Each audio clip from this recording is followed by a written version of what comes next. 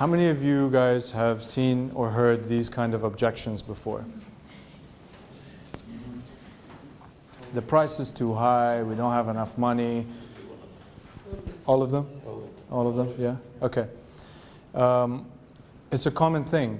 You think that you've got everything done right? You've researched the client, you've prepared, you've made your call objectives, you've sat down and spent an hour with the client, asking him the right questions, everything seems okay, and then boom, he hits you with an objection.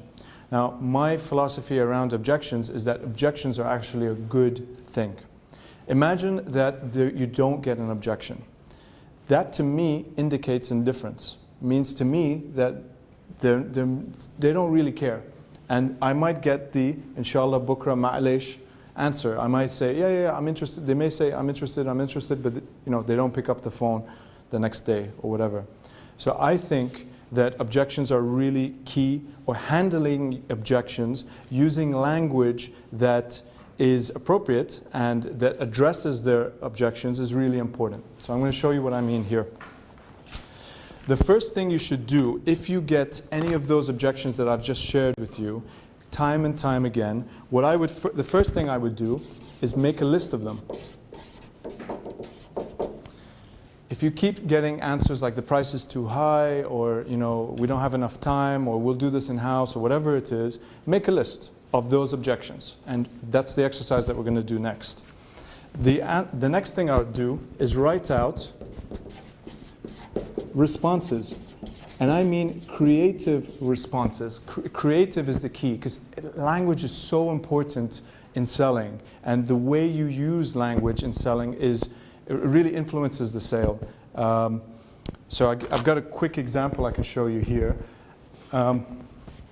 This is an example from two luxury hotels that are in Germany, down the road from each other. One says, very, very straightforward and very cold kind of language, and the other one is much more user-friendly. If you think about it, they're both saying the same thing, right? They're both saying the same thing, but one is so much friendlier than the other. Language is, a lot of selling is about language.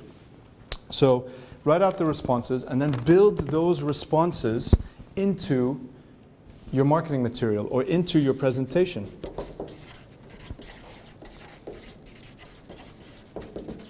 So into your presentation. So I get all the time, I know I'm not the cheapest consultant out there, and I'm proud of that. So prospects tell me, your price is too high. Now, if I know them well enough, I say something like, well, if you had heart problems, would you look for the cheapest heart surgeon? Right? You probably wouldn't.